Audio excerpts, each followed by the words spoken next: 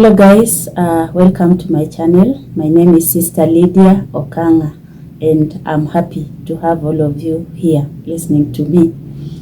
So today I'm going to share about my vocation story. How did I become a sister? This is a question that many people have been asking me, and I feel like today is the best opportunity for me to address this. I had actually tried to address it in a previous video which I shared here with some people, but I didn't actually finish it. So maybe I can begin from where I stopped. I happen to have grown up in a staunch Catholic family. My mother and my maternal grandmother were very staunch Catholics. So it only happens that, when a child is growing up with parents who are staunch Catholics, then the child follows in the footsteps of the parents. So since my mother and my grandmother, whom I spent most of my life with, were Catholics, I also followed in the footsteps. At some point, I had to learn catechism, where I was taught the Catholic faith. And then, of course, I received my first Holy Communion. I received my confirmation as a Catholic, and I started practicing as a Catholic. And growing up, we used to be in the liturgical dancers group. By that time, this PMC thing was not so common, but we knew we were children. In the church, there were different categories. We had children, we had the youth. The youth were not divided, they were not segmented the way they are segmented today. But we just had youth in common. So anyone who was maybe from 18 years to 35 was categorized as a youth. We didn't have these categories of MYM, YCA, name them.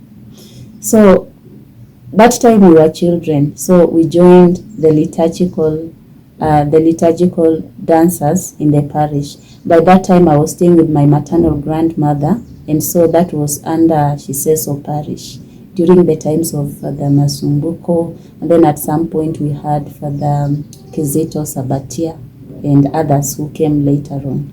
So we joined the liturgical dancers group, because at that time we used to hear this from our elders that, when you are in this group of dancers, then ultimately you might become a religious sister, or you might become a priest, or you might become a brother. So these vocations to the church, our parents believed that if you were in this group, of course the company that you keep determines whom you become. So they believed that in this company we would have, of course, good company, and we would not be spoiled brats. So I joined the liturgical dancers and I liked to dance. I shared that at some point I missed exams because I went to dance. I skipped school so that I could go to dance in a celebration that was at church. Actually, I was very sick, but I persevered with the sickness just to go and dance, because that used to give me joy, So we continued to grow up. I completed my primary school, and then I joined my high school. And funny enough, my high school was a friend's Quakers sponsored school, and my primary school was partially Friends. That is where I started. It was more of a Friends school, and then I went to a Catholic school. That is from standard 2 to standard 6. I was in a Catholic school, so I had also that opportunity to practice my Catholicism while there. And one day I went to dance. I joined my classmates who were going to dance. They told me, you know what, there's a wedding somewhere and we are going to dance. It was actually a different parish. We were under Shiseso, but this was under Mukumu parish. But because they were my peers, my classmates, and I loved to dance, I joined them for practice. And I had not told anyone where I had gone to. So it happened that we overstayed our welcome there. We stayed for so long. So my grandmother got worried back at home, and she started looking for me everywhere, and I came in when she was just about to give up. She had already prepared supper, and I think it was coming to around 7 o'clock when I walked in. Let me tell you, I was beaten. I was given a beating of my life. Then after being beaten, she gave me ugali to eat. You can imagine, a mother's love, a grandmother's love. May God rest her soul in eternal peace. She was just being the loving grandmother who takes care of the children who are entrusted to her. So to cut that long story short, we finished that and I went to high school. My high school, as I have shared, it was sponsored by the Quakers. So the only time I had an opportunity to practice my Catholicism was when I joined a YCS group. So at least that way we would have an opportunity to join in celebrations. If there were ordinations, for example, or some sisters were celebrating after their first profession or final profession, we would have an opportunity at least to attend their celebrations, and that would give me joy. But all along, my mother was an ally of sisters. She used to work with some sisters, and through my mother, I got to know about sisters. Although I had not even encountered the very sisters in person, I used to hear lots of stories about sisters from my mother. And it happened that whenever she went for a celebration of sisters, she would bring me along. I remember attending some celebrations in Mukumu for the Sisters of Mary, and they were colorful celebrations. And of course, after the celebration, they would give us food. And you can imagine, after attending a celebration, your home is far, you are feeling hungry. That hospitality of the Sisters of Mary just attracted me. Imagine feeding a whole huge crowd of people you don't even know. You didn't invite them, they just came. Some of them were invited, yes, but some just showed up, and then you are feeding them. I was attracted by the hospitality of the Sisters of Mary.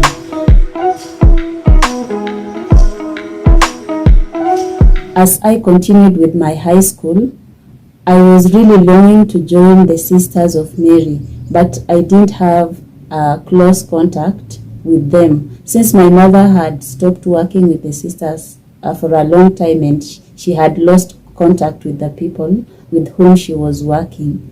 So it was somehow hard to reach out to them. But it happened that in my home parish, now in Soli, we used to have Mill Hill priests. So the Mill Hill priests would invite the Mill Hill sisters, the Franciscan Sisters of St. Joseph, that is what they are called, but commonly they call themselves Mill Hill Sisters. So the parish priest would invite them, and then they would come and give us seminars, especially in December. So I happened to attend one of their seminars in December, and they were just sharing about their life. They gave us some booklets which had been written by some of the religious in that congregation, and even the formis, And that used to give me joy because, I wanted to know about sisters and the things that sisters do. So just looking at that book and the stories inside there, it used to make me feel like I was in some kind of world. I don't know. I can't even explain, but it used to give me joy. But somehow I was not attracted to joining the Mill Hill sisters because they did not have veils. They were just putting on civilian clothes. But for me, I used to get attracted, of course, to the veil and the habit, especially when the Sisters of Mary wore the white habits, and they were all white from head to toe. I would feel like, wow, this is just where I want to be. But I didn't have the address for the Sisters of Mary. So I happened to write a letter to the Benedictine Sisters of Grace and Compassion. Yes, the Benedictine Sisters, the ones who stay in Mundika, because one of my parishioners was in that congregation, and that way I was able to access their address. So I wrote an application letter and sent to them.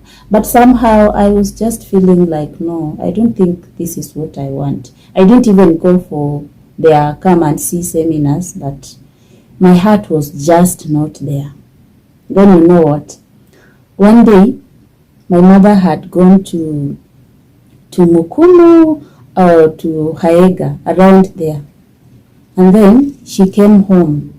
And when she came home, she called me. She was happy, she was excited, and she was holding a paper. Then she handed me the paper and said, I met Sister Leonida today and she gave me this address. I'm telling you, I have never been so excited. I was so excited to hear that. It was the best news that I had had in a long time.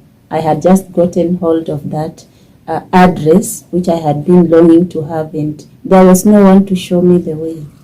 So my mother was here. She showed me the way. She met this sister and was like, my child feels like, she wants to join religious life, but she does not have direction. So sister gave her the address and she brought me the address. I thank my mother for, being that person who was there for her daughter. May God bless you with long life and good health. So as soon as I got hold of that address, I didn't waste time. I wrote a letter of application. And then after I wrote that letter, I took it to my parish priest. And my parish priest by then was Father Patrick Alumasa. And during that time, I was helping in the parish. Like on Saturdays, I would go to the parish. There was another girl, her name was Rose, and we would help with the work in the parish, like washing the linen, cleaning up in the church, and if there were other cause that we would help with, we will do it. So when I went on that Saturday, I carried my letter. I didn't even know how to post a letter, funny enough. Yes, but I didn't know even how to post a letter. So I gave my application letter to Father Patrick, and he took it. I don't know if he took it to the post office or maybe he took it directly to the sisters in Mukumu. But I just remember after a short while, I received a letter from the post office.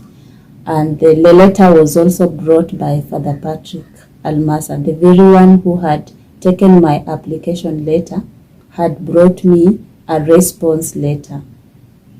I'm telling you guys, when I received that letter from the vocation promoter by then, who was none other than Sister Catherine Angela Okore. She was the vocations promoter at that time. So I received this letter, and then there was this brochure. On the brochure, there were lots of pictures of those people information, the novices, the aspirants, and just looking at them, they were engaging in different activities. Some of them were digging, of course. Some of them were just posing. Some of them were praying. Some of them were in different apostolates, The brochure was highlighting the different apostolates of the Sisters of Mary. And when I saw that brochure and when I received that letter, I have never been so overjoyed. I was excited, and of course it was a positive response. In that letter, I was being invited for a come and see seminar. Now, I was within Kakamega. Now this is a come and see seminar. It was supposed to happen in Mumias. I was just a village girl and I had not even been to Mumias. So in my head I was like, okay, I'm supposed to go to Mumias, but where is this Mumias? I don't know. But somehow I just made it. I boarded a matatu, took me to Kakamega town. From Kakamega town, of course, these manambas, when they see you, they'll just run for you. So they came running and were like, this matatu is going to Mumias. Are you going to Mumias? I was like, yes, I'm going to Mumias. And I'm supposed to alight at St. Peter's Junction. I don't even know where St. Peter's Junction is. But lucky enough, when I entered the matatu, there was someone who was going to, I think it was St. Mary's Hospital or St. Angela. Someone was going to St. Angela School for the Deaf. So that person was like, are you going to Mumias? I was like, yes, I'm supposed to go for a seminar. It is at St. Jude's, but I'm supposed to alight at St. Peter's Junction. Then that person was like, okay, just come, I'll take you. So we alighted. I didn't know where we alighted, but later on I came to know we alighted at St. Mary's Hospital Junction. So we alighted there, and then the person took a shortcut. I think she was known there, so we took a shortcut, and that is how I was able to get to St. Jude's College. St. Jude's College is an institution that is run by the Sisters of Mary of Kakamega, and they offer technical courses there. You might want to take your child for training there. So we arrived at St. Jude's, and at St. Jude's I had an opportunity to meet my fellow candidates who are also aspiring to become religious people. So we were about 17 of us, I think. Yeah, we were about 17 of us who turned up for that seminar. And we spent an entire week in St. Jude's Mumias. We used to have classes in the morning. We used to have practical lessons. They were teaching us a few things here and there, like how to bake, how to make a cake. Yeah, so we learned a few things, practical ones. They will teach us music. Some of the novices who were there at that time will come and train us, you know. So it was fun, at least meeting people who are of like mind, and we shared moments. We spent a whole week there learning about the Sisters of Mary, how they do things, and we were left now to continue discerning whether we felt like this is where we belonged. Of course, after a week, we were dismissed to go back home, and then we were told we would be invited for an interview. That is, if you felt like you are okay with the interview, then you would turn up for the interview. So we went back home. That was in August. And then around October, we were invited for the interviews. So again, we went for the interviews. Of course, not everybody who came for the come and see seminar showed up for the interview, but majority of the people who showed up there also showed up for the interview. And for the interviews, we had oral interviews, and then we also had the written interviews. So we began with the written part. I'm telling you, we were tensed. And then we had the oral ones.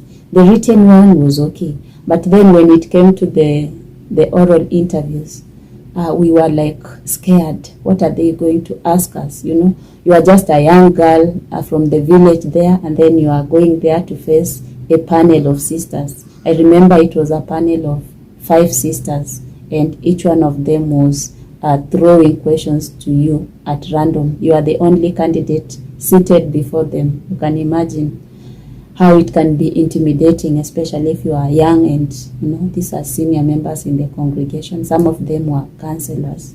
Some of them were, you know, in those leadership positions. But somehow I went for the interview and I managed.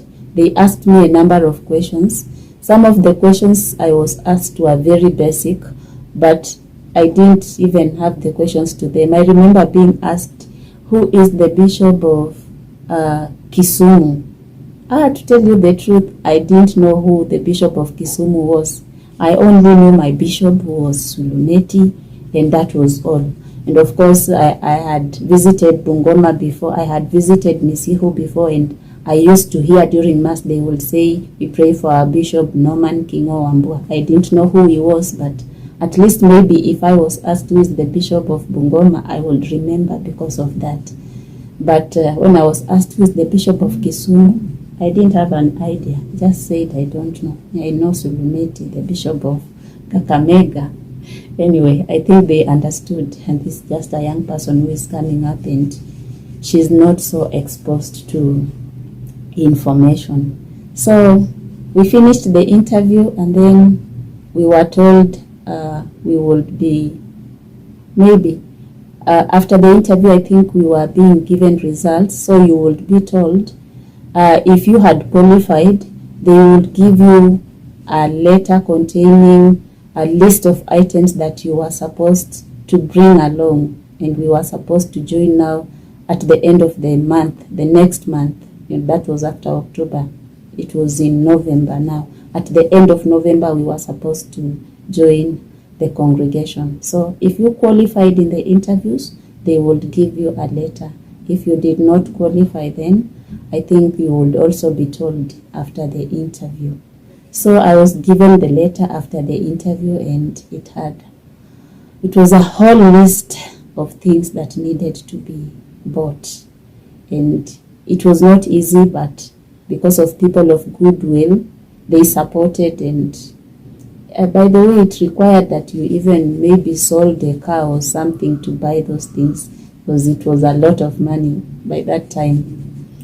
It was a lot of money, but there are always people who are people of goodwill, so they support you with a few items here and there, and I was able to now join a congregation. So I happened to join the congregation later that year as they had intended, and our destination for reporting was St. Jude's Mumias. That was the same place where we had our Come and See seminar. So we arrived at St. Jude's Mumias, and there were, I think we were 11 of us who arrived on that day. We were 11 aspirants. Later on, of course, another one joined us, so we were 12.